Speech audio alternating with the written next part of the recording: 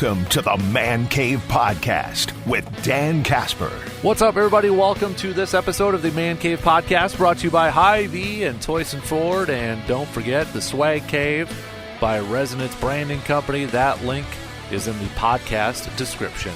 On this episode, we're going to talk a little Brewers. Jackson Chourio is playing really well as of late. Has he surpassed your expectations, met them, or maybe hasn't met your expectations so far? We're going to talk about that, plus a little bit with the trade deadline coming up. But today, we're recording this on Monday, July 22nd. Packers opening up training camp, and some news before training camp starts. Kenny Clark locked up, getting a brand new deal. Shouldn't say brand new deal. 3-year extension. Numbers out there. I haven't seen the full-on numbers when it comes to Kenny Clark and such, but we know it's a 3-year, $64 million deal. And when we do it in terms of average per year, he's like 12th among interior defensive linemen out there, amongst interior defensive linemen. So to me, when I see that, and when I hear that, he's got a slight raise to what he was originally going to get this year, I think that's a nice deal for Green Bay. And maybe I'm looking at this with rose-colored glasses and ever the optimist. But I mean, it's the first day of camp. Every fan, every team is optimistic on the season and such. But when I look at it in terms of this style of defense that's coming through with a 4-3 style defense, with Jeff Hafley saying he wants his defensive linemen to be aggressive and to go after the quarterback, I think we're in line to see a different version of a Kenny Clark, and I think even a better version of Kenny Clark, even with him being a veteran, almost double-digit years into this thing. He's still only 28 years old. I think and he came off of his career high of 7.5 sacks last year. I think we're going to see a better version of Kenny Clark. And when I think we get into this new deal, when he starts that, we're going to look at this and say that potentially could be a nice bargain for Green Bay. And honestly, that's best case scenario. We're looking at this thing and saying that is a bargain. I mean, when you do it, average per year, 12th, and I think he has a shot to really because I feel like Kenny Clark has been viewed as, and yes, he's gotten a couple Pro Bowls and such, but I honestly feel like he has been viewed as one of the most underrated defensive linemen in all of football. And a lot of that is because of what he has been asked to do within these defenses throughout his career. He's played in a 3-4. He's been asked to eat up some of the gaps and allow linebackers to make plays. And I don't think we have seen the full-on version of what Kenny Clark can really do. And that's what has me excited about, one of the many things that has me excited about this new style of defense that Jeff Hafley is going to be bringing in here. So even though he's had 3 Pro Bowls to his resume, I still feel like he is one of the more overlooked, and I don't know if I want to use the word underappreciated, because I think a lot of people may not know him because of what he was asked to do in certain roles, and then, can make the case, well, has he always had the best help up there? I don't know. And you never really heard him complain, right? And the guy has played double-digit games every single season. The fewest amount of games he has ever played has been 13, and the last time that was 2020. But since 2021, he has played in every single game. Since his rookie year in 2016, he's played in 16, 15, 13, 16, 13, 16, 17, 17. So I like the deal. I like the deal, and I honestly feel like we are going to be talking about this potentially being a nice bargain, a nice deal for the Pack. And I honestly feel like Kenny Clark is one of those guys that we are going to see this year kind of probably maybe even have a career year. Like, if we were to do some bold predictions heading into this season, if we were to do some bold predictions, picks, whatever, on the start of training camp, what would some of your bold predictions be? What would some of your bold predictions be? Because I think one of mine would be Kenny Clark is going to have a career year. When I say career year, I wouldn't be surprised if he goes over his 7.5 career sacks, or 7.5 sacks that he had last season, sets a new career high there, sets a new career high in quarterback pressures, TFLs, tackles for losses. That would be one of mine. Let's put together a nice little bold prediction list here when it comes to the Pack with the first day of training camp. Hit me up with some texts. 715-830-1912 on that Shoe Doctor's bullpen line there. That would be one of them for me. Now all eyes are on Jordan Love's deal. I think when you look at this, when you look at the rest of the roster here, there's no question that it should be Jordan Love now who gets the next deal done. You get Kenny Clark's deal done, kind of work some stuff in there. You know what you could put on the cap this year and in the next couple of years there. Honestly, again, I don't have any insight. I don't have any inside info or sources or anything like that. I honestly feel like we are going to probably get a deal done for Jordan Love here soon. I feel like it's going to be soon. For sure it's going to be done before the start of the season. I really believe that. And I honestly feel like it's going to be done probably in a few days, maybe in a couple weeks. And again, maybe it's just me with the rose-colored glasses, but I feel like we are going to get something announced. It's going to be done fairly soon here. Jordan's back in the building. He's in Green Bay. He got the Kenny Clark deal done now. All focus should be on getting this one done. And I honestly feel like it's going to happen fairly soon. I really do. I think, if you spent this whole offseason, which we believe everything, I don't think there's anything to say that we can't believe it, but if they've really spent a big chunk of this offseason, a majority of this offseason, talking about a new deal, looking at the parameters of a new deal, seeing all these other quarterbacks getting their contracts, a lot of that stuff is already kind of, I think, set in terms of parameters and in that. So I feel like it's close to happening. Again, I don't have any inside info or analysis or thoughts on that, but I just what's left to get done. It's not like you don't have anything else on the pecking order here. So I feel like it's going to be close. And then once that's locked up, you had Keyshawn Nixon tweeting out yesterday, now do 12 or now do 10. Or 10's next up. I think once Jordan Love, for all the respect too, that Jordan Love was getting from his teammates last year.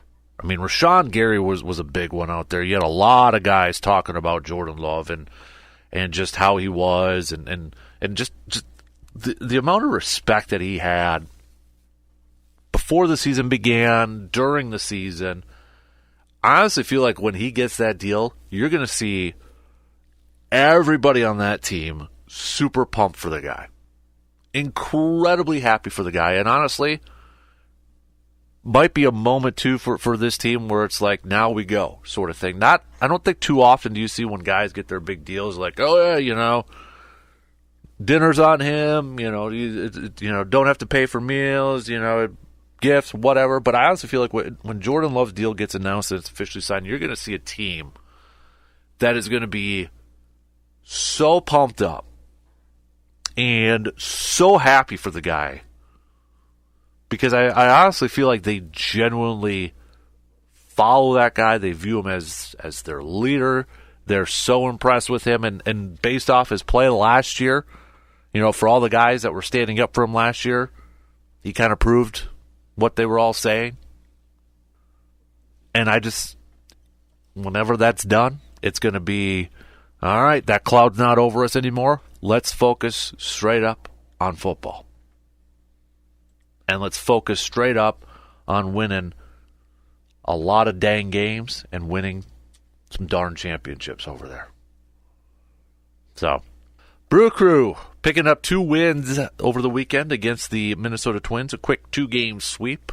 Brew Crew now on the road, taking on the Chicago Cubs starting tonight for a 3-game series before returning home to begin a 3-game series against Miami starting on Friday, and then they will welcome the Atlanta Braves to town for the series after that. But first things first here, Brewers picking up both those wins.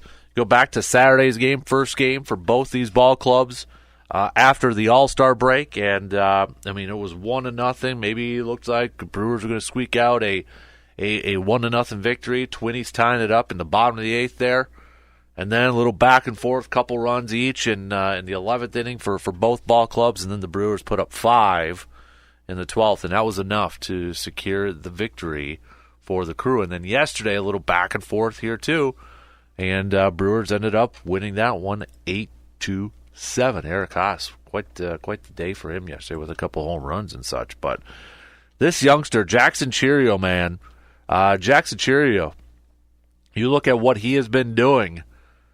Not only are these 2 games where he picked up where he left off before the All-Star break. I mean, the guy is performing offensively pretty dang good, pretty darn good.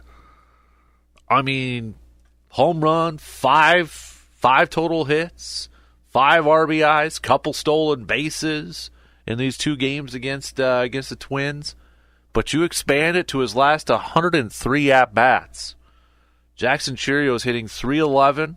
He's got an on-base percentage of a .368, slugging .476. In fact, in his last 30 at-bats, he's slugging .533. So far on the season, Jackson Chourio's got 10 home runs, 40 RBIs, 12 stolen bases, hitting .253, an on-base percentage of a .302, and an OPS of a .706. How has Jackson Chourio, has he impressed you so far? Has he lived up to your expectations? I mean, what has been your gauge of Jackson Chourio thus far? If we go back to preseason prediction, I know Brandon and I did our preseason predictions, and it was one of the questions or one of the topics we had is like, who's going to be the biggest disappointment? And I picked Jackson Chourio in terms of, I thought that a lot of fans would have super high expectations of Jackson Chourio, that in his first year he wouldn't live up to a lot of fans' expectations. Like, they were just super high with the contract, with all the hype coming in, that they were going to have this incredibly high level for him, and that maybe it was just going to be almost impossible for him to hit. So for some fans, he might be a disappointment this year. But considering where he's at right now and what he has done so far this year, how do you feel he has done up until this point? I'll tell you what, I think he's kind of slightly exceeded my expectations. Now, I know we still have a big chunk of the season left here. A lot of things could change. But I think up until this point, up until July 21st, the morning of July 22nd, he has slightly exceeded my expectations. I mean, we had the ups and downs, especially in the first couple months of the season. We've seen some, defensive issues there where, we've gone through it. He plays a little bit deeper in the outfield because, just the timing wise, and you would expect that gets a little bit better the more experience he gets and all that good stuff. But from an offensive standpoint, to see where he's at right now, I honestly, I feel like he's slightly exceeding my expectations right now.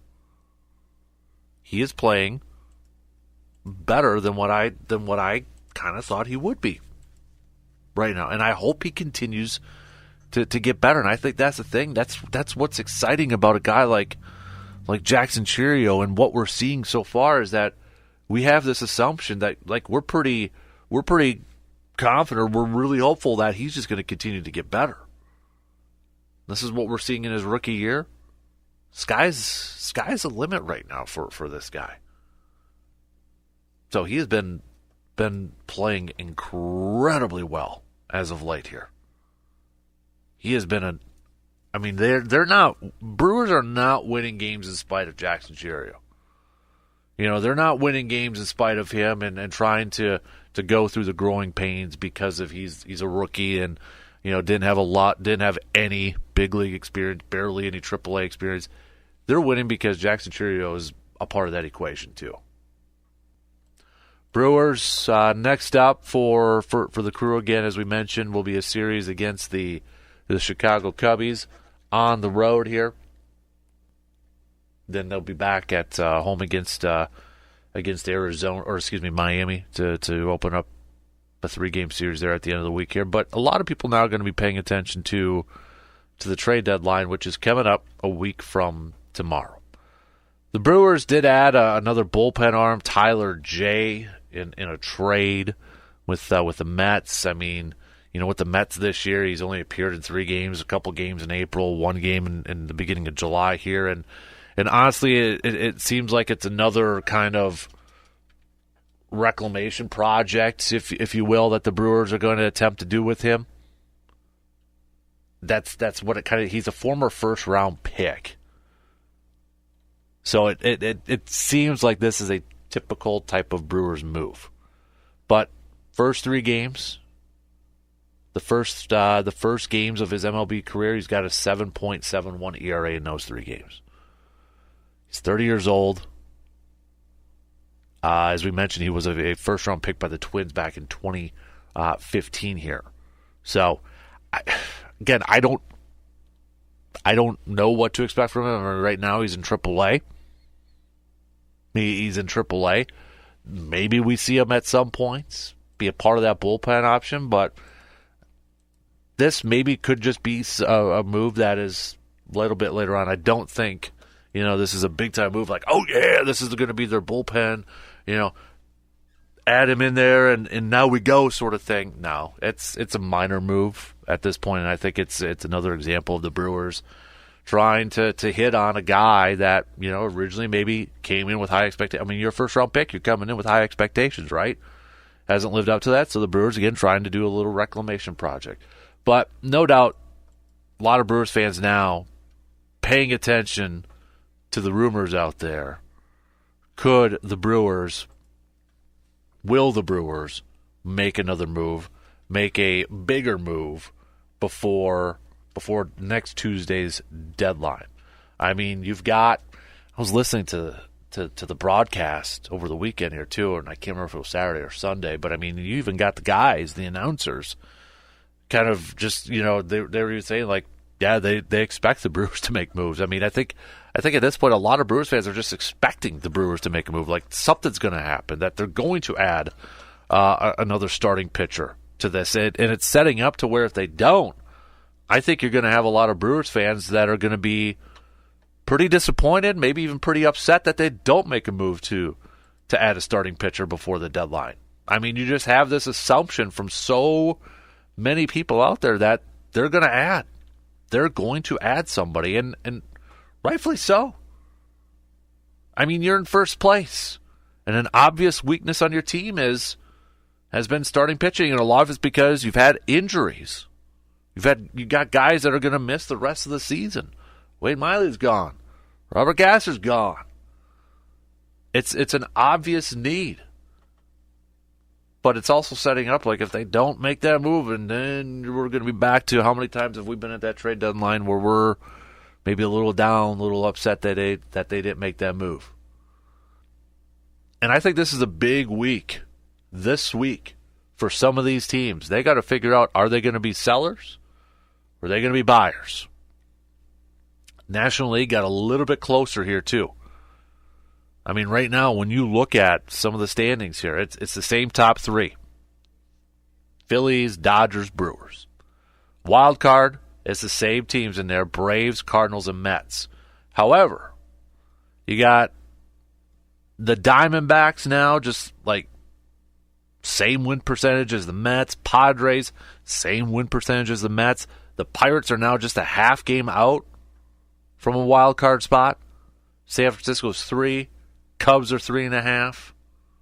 I mean, the Nationals may want to reevaluate things. They said they're going to be sellers, but they've won 3 in a row. And now they're just 4 back. So things got a little bit tighter right now in the National League. And when you look at these, we don't have to worry about Phillies or the Dodgers, the Brewers, but, the Cardinals, they're taking on Pittsburgh. This is a big series between the Cardinals and Pittsburgh. You got the Mets that's going to be taking on Miami. Yeah. I'm looking for teams that maybe look at this week as like, okay, this is going to tell us whether we're going to be buyers or sellers. The Giants are going to be taking on the Dodgers here, so they may potentially move down a little bit further. And the Reds taking on Atlanta, so, that's going to be a tough series for them. American League-wise, I mean, you still got Baltimore, you got Cleveland up there. Houston has caught Seattle, their division leader now. Yankees, wild card. Twinnies, wild card. Kansas City, wild card. AL Central, things are getting tight in that division there. Boston now just 1 game back from wild card. They've lost their last 3, though. But I don't think they're going to be sellers by any stretch. Mariners are 2.5 back. And then things kind of start to open up there a little bit more. Tampa Bay's 4.5. 4.5 back. Tigers are 6 back. The Rangers are 7.5 back. Toronto's 9.5 back. Then you got the Angels and the Oakland A's and obviously the White Sox down there. But I think for some of these teams now, it's going to be a big week. This has got to be the week where they decide if they're going to be buyers or sellers. Some of these games, the results of their games. This is going to be that time. Maybe we'll have a clear picture by the weekend and such. But there's no doubt. I mean, I was trying to find some of the rumblings and the rumors, and for the most part, it's been pretty quiet surrounding some Brewers rumors out there, which I mean shouldn't be too big of a surprise out there. But I think leading up to this trade deadline, it's fairly quiet. It's fairly quiet. But I think it's just teams are kind of a wait and see approach, assessing things, and they're making calls. No doubt, I got to imagine they're making calls right now. So that's going to do it for us on this episode of the Man Cave Podcast, brought to you by our good friends from Hy-Vee and Toyson Ford. And don't forget to check out that swag cave done by our good friends at Resonance Branding Company. That link is in the podcast description. Hey, if you got like a minute or so, if you could give us a positive review and a 5-star rating wherever you listen to your podcast. That way others can find the podcast. And don't forget to follow and subscribe to wherever you listen to your podcasts. That way you never miss another episode. Until next time, I'm Dan Kasper, and I will talk to you on the next episode of the Man Cave Podcast.